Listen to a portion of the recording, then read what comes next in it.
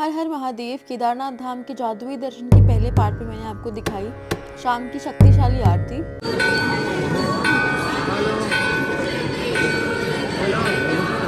और हमने ये भी दिखाया कि कैसे हम 12 घंटे की यात्रा करके दिल्ली से पहुंचे केदारनाथ धाम। आज हम करने वाले हैं भैरवनाथ बाबा के दर्शन। उसके साथ ही हम जाएंगे धरी देवी रेतास कुंड, जो कि बहुत ही शक्तिशाली पीठ माने जाते हैं।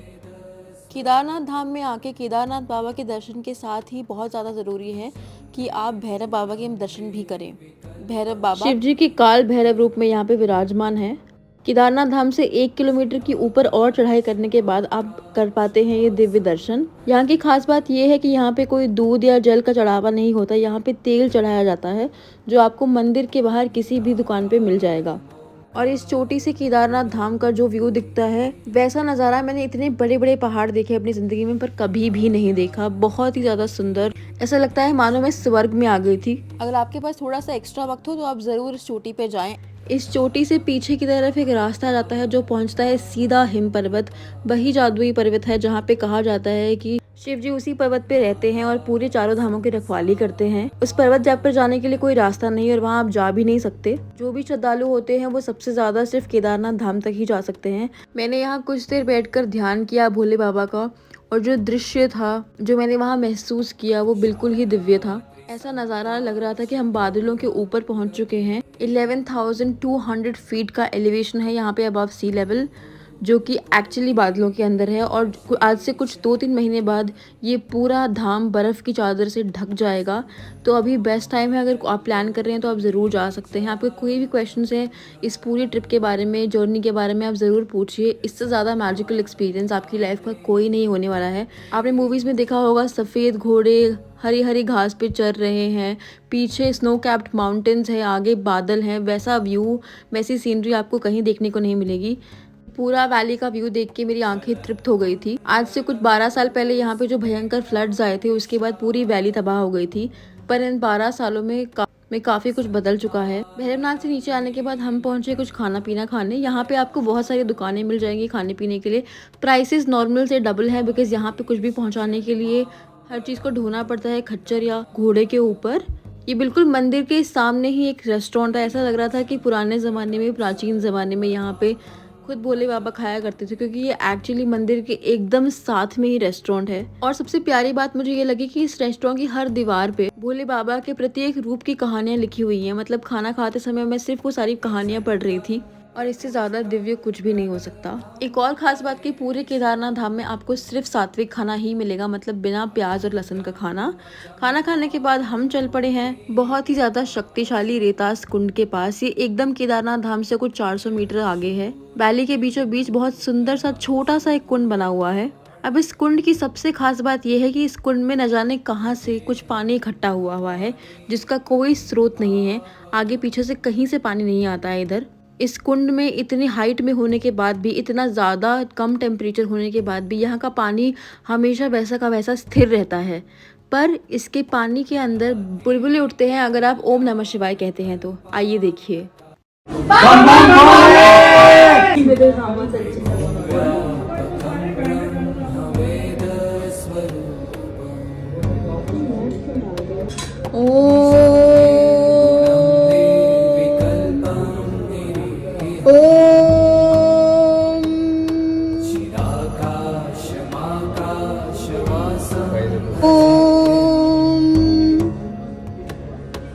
आपने ऋषिकेश और हरिद्वार में गंगा आरती तो ज़रूर देखी होगी, बनारस में भी देखी होगी, पर क्या आपको पता है कि केदारनाथ धाम में भी गंगा आरती होती है हर शाम। हर साल लाखों करोड़ों लोग आते हैं केदारनाथ धाम बाबा के दर्शन करने, पर वो गंगा आरती के दर्शन नहीं करते, जो बिल्कुल केदारनाथ धाम के सामने ही होती है।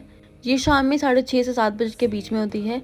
हमें सौभाग्य मिला इस दिव्य आरती को देखने का, और न सिर्फ आरती को देखने का, उससे पहले पंडित जी यहाँ पे आरती की तैयारियां कर रहे थे, हमने वो भी देखी। यहाँ पे गंगा आरती करना और भी स्पेशल इसलिए हो जाता है क्योंकि यहाँ से गंगा मैया ओरिजिनेट करती है हिमालय से आके। हिमालय के सामने गंगा मैया को हमने साक्षात निकलते हुए देखा, और बहुत ही सुंदर गंगा आरती हुई। आप भी देखिए।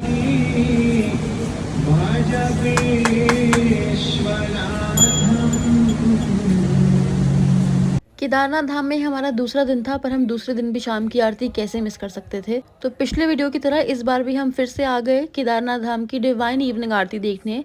धाम में एक ही बार आरती होती है, सुबह नहीं होती। और जो भी लोग घंटों की मेहनत करके, महीनों और सालों से उम्मीद करके कि वो किसी दिन धाम पे पहुंचेंगे, यहाँ पहुंच पाते हैं, वो अपने घर वालों को वीडियो कॉल करके ये डिवाइन आरती ज़रूर दिखाते हैं।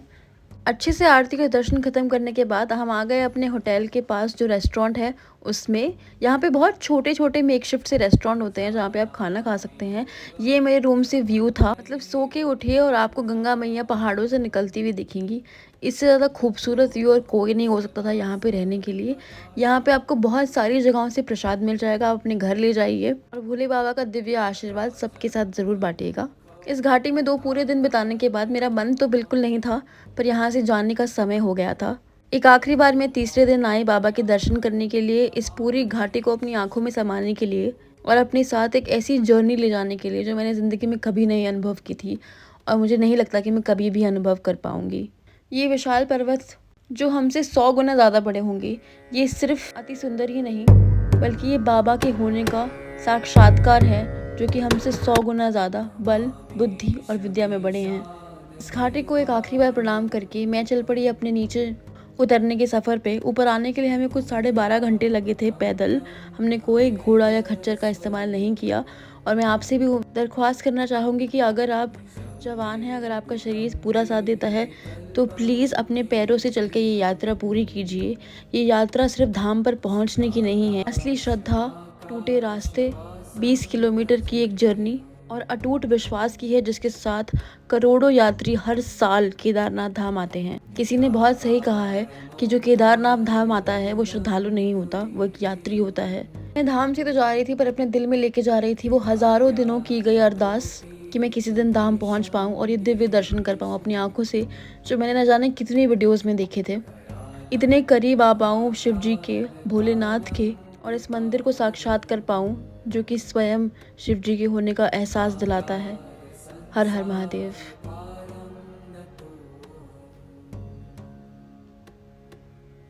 धाम से नीचे जाने की जर्नी ऊपर आने की जर्नी से कम 4 गुना ज़्यादा आसान है, क्योंकि कोई चढ़ाई नहीं है, कोई टेढ़े मेढ़े तिरछे पहाड़ नहीं है, कोई रॉक फॉर्मेशंस नहीं है, कोई बड़े बड़े पत्थर नहीं हैं। आप आराम से नीचे निकल सकते हैं। और ऊपर आने के लिए, नीचे जाने के लिए जैसे ही आप सफ़र करते हैं, आपके साथ साथ चलती हैं गंगा मैया। और इस यात्रा में आप बहुत कुछ सीखते हैं। कुछ लोग आते हैं घोड़ों में, कुछ लोग आते हैं पालकी में, कुछ लोग आते हैं नंगे पैर एक पतली सी चप्पल में, कुछ लोग आते हैं अपनी बुढ़ापे के दिन में। पर सबसे खूबसूरत बात यह है कि यहाँ आने के लिए कोई फैंसी जूते, रेनकोट वगैरह इन सब की उतनी ज़रूरत नहीं है जितनी ज़रूरत है विश्वास और श्रद्धा की। श्रद्धा भाव हो तो जानवर भी यहाँ आ जाते हैं और अपने हिस्से का पुण्य कमा लेते हैं, और अगर श्रद्धा ना हो तो आप आधे रास्ते से भी लौट जा सकते हैं। मैंने आपको पार्ट 1 में बताया था कि कैसे लैंडस्लाइड्स होने की वजह से हमें सबने मना किया था इस यात्रा को करने के लिए। पर जो 3 दिन हमने इस घाटी में बिताए वो पिछले कुछ दिनों के हिसाब से सबसे ज़्यादा कम धूप वाले और सबसे कम बारिश वाले थे। ये प्रमाण है कि अगर आप में सच्ची श्रद्धा हो तो भगवान भी आपके लिए रास्ता बना। केदारनाथ धाम के नीचे पहुँचने के बाद हम चल पड़े थे अपने नेक्स्ट स्टॉप धरी देवी मंदिर के लिए। धरी देवी मंदिर की मान्यता बहुत ज़्यादा है। ये काली माता की सबसे ज़्यादा पुराने मंदिरों में से एक है, और हमें हमारे टूर गाइड ने बताया कि ये माता 4 धामों की रक्षा करती है, और यहाँ पे जो भी आता है उसे धरी देवी के मंदिर से होके जाना ही पड़ता है।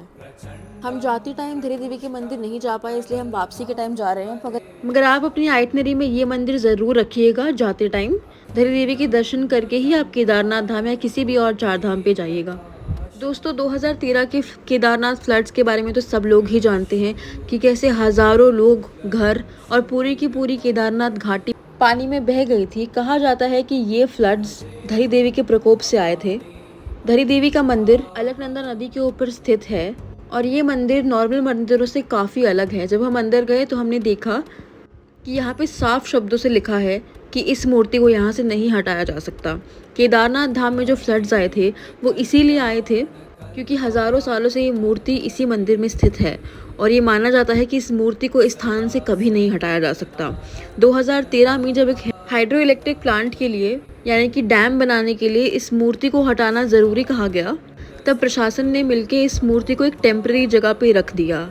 हैरानी की बात यह है कि जैसे ही इस मूर्ति को कहीं और रखा गया, उसी दिन केदारनाथ धाम में त्राही त्राही हो गई।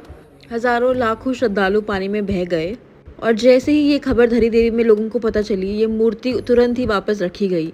पर जो नुकसान हो चुका था उस समय तक, उसको सुन के आज भी लोगों की रूह कांप जाती है।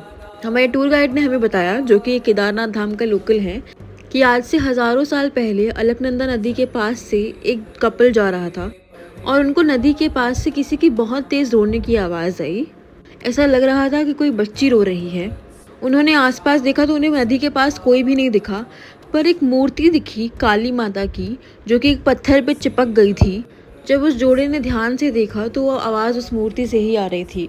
उन्होंने तुरंत गांव वालों को बुलाया और कहा कि ये साक्षात काली माता का रूप है और यहाँ पे इनके नाम से पानी के बीचों बीच एक मंदिर बनना चाहिए। तब से ये मंदिर यहाँ पर स्थित है, पानी के बीचों बीच। हैरानी करने वाली बात यह है कि इतनी तेज़ अलकनंदा नदी के फैलने के बाद भी इस मंदिर को कभी कुछ नहीं होता। हर हर महादेव। तो हमारी केदारनाथ धाम की यात्रा अब एंड पे आती है। आई होप आप लोगों को उतना ही आनंद मिला होगा ये वीडियो देखने में जितना मुझे रिकॉर्ड करने में और साक्षात दर्शन करने में मिला था। अगर आपको कोई भी सवाल है पूरी जर्नी के बारे में, आइटनरी के बारे में, केदारनाथ धाम में रहने का या उसके अलावा कोई भी डिटेल्स आपको चाहिए, आप प्लीज़ कॉमेंट में मुझे नीचे बताइए। अभी जाने का बहुत सही समय होगा मेरे हिसाब से। अगर आपके मन में श्रद्धा है तो आप ज़रूर जा सकते हैं। और जिन लोगों ने पार्ट 1 और पार्ट 2 दोनों देखा है, उनको पता होगा कि पार्ट 1 कैसे शुरू हुआ था, जबकि मैं इतनी ज़्यादा एक्साइटेड और क्यूरियस थी कि मैं पहुंच पाऊंगी या नहीं पहुंच पाऊंगी। बट सब कुछ अच्छे से हो गया। बहुत बहुत शुक्रिया उन लोगों का जिन्होंने ये पूरी यात्रा मेरे साथ देखी। इसमें 2 दिव्य आरतियां भी शामिल थी केदारनाथ धाम की। बहुत से लोग ऐसे होते हैं जो खुद नहीं जा पाते, पर वो आरती देख लेते हैं वीडियो कॉल के थ्रू या फिर ऐसे वीडियोस के माध्यम के थ्रू।